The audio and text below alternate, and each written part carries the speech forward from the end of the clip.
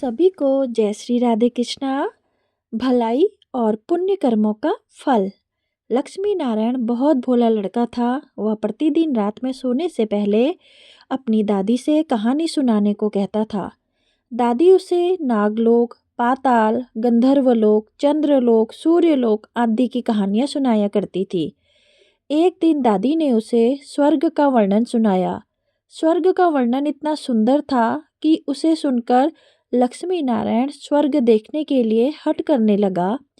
दादी ने उसे बहुत समझाया कि मनुष्य स्वर्ग नहीं देख सकता है, किंतु लक्ष्मी नारायण रोने लगा।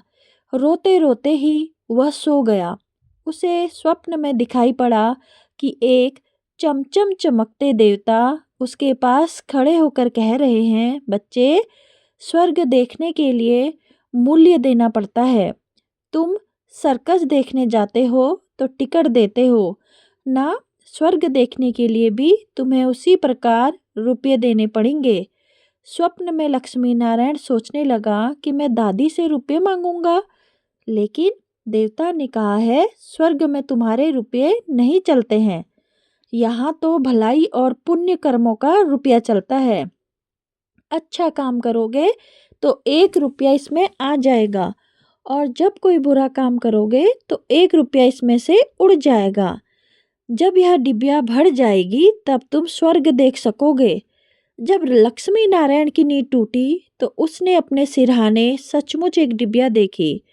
डिबिया लेकर वह बड़ा प्रसन्न हुआ। उस दिन उसकी दादी ने उसे 1 पैसा दिया। पैसा लेकर वह घर से निकला। एक रोगी भिखारी उससे पैसा मांगने लगा। लक्ष्मी नारायण भिखारी को बिना पैसा दिए भाग जाना चाहता था। इतने में उसने अपने अध्यापक को सामने से आते देखा। उसके अध्यापक उदार लड़कों की बहुत प्रशंसा किया करते थे। उन्हें देखकर लक्ष्मी नारायण ने भिखारी को पैसा दे दिया। अध्यापक ने उसकी पीठ ठोकी और प्रशंसा की। घर लौटकर लक्ष्मी नारायण ने वह डिब्बिया खोली, किंतु वह खाली पड़ी थी। इस बात से लक्ष्मी नारायण को बहुत दुख हुआ। वह रोते रोते सो गया।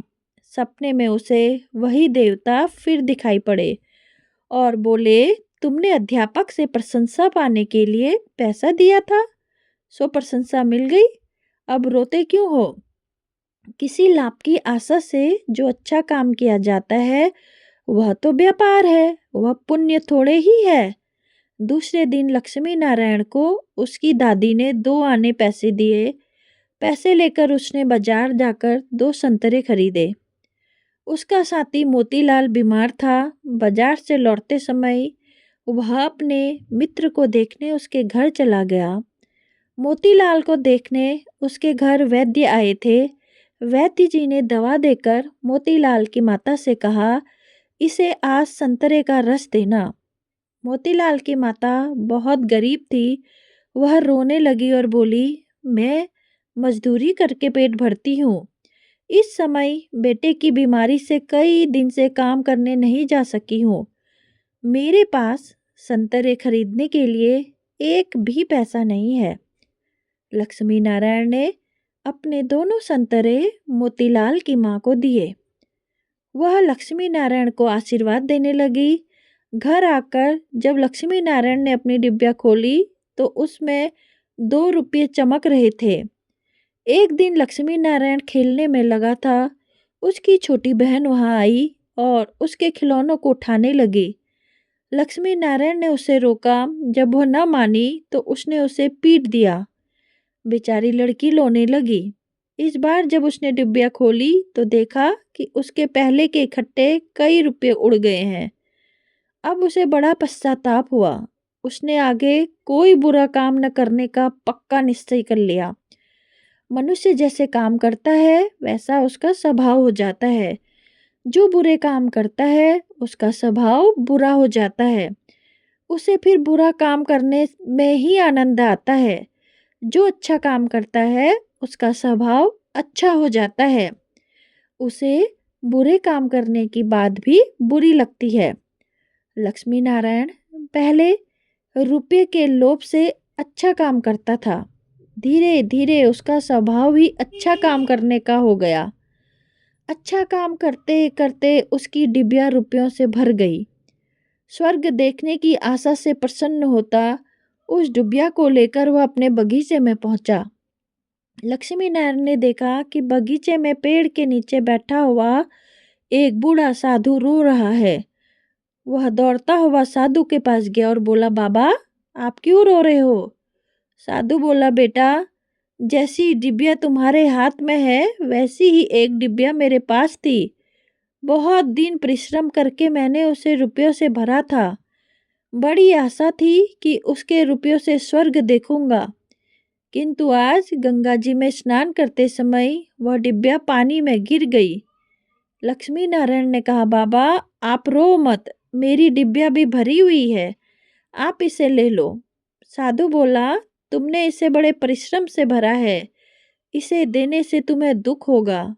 लक्ष्मी नारायण ने कहा, मुझे दुख नहीं होगा बाबा, मैं तो लड़का हूँ, मुझे तो अभी बहुत दिन जीना है, मैं तो ऐसी ही कई डिबिया रुपए इकट्ठे कर सकता हूँ। आप बूढ़े हो गए हैं, आप मेरी डिबिया ले लीजिए। साधु ने डिबिया लेकर लक्ष्मी नारायण के नेत्रों पर हाथ फेर दिया। लक्ष्मी नारायण के नेत्र बंद हो गए, उसे स्वर्ग दिखाई पड़ने लगा। ऐसा सुंदर स्वर्ग की दादी ने जो स्वर्ग का वर्णन किया था, वह वर्णन तो स्वर्ग के कोने का भी ठीक वर्णन नहीं था। जब लक्ष्मी नारायण ने नेत्र खोले तो साधु के बदले स्वप्न में दिखाई पड़ने वाला वही देवता उसके सामने प्रत्यक्ष खड़ा था। देवता ने कहा, बेटा जो लोग अच्छे काम करते हैं उनका घर स्वर्ग बन जाता है। तुम इसी प्रकार जीवन में भलाई करते रहोगे तो अंत में स्वर्ग में पहुंच जाओगे। देवता इतना कहकर वहीं अदृश्य हो गया। अब समझ रहे मन भाई, इस जग में झूठी सगाई यानी कि संगु समधि कलत्र कटुम्ब सब स्वार्थ को मलियो आई, आखर विरिया आएगी जब रहेगी न्यारा चटकाई। झूठी रे काया झूठी रे माया, झूठे बहन और भाई, अंतकाल कोई संग न साथी, हंस अकेला जाई। सोना चांदी और हीरा मोती तामे रहो ललचाई, मुआ पीछे सब लुट चलेगी पिंजरा दिया जलाई।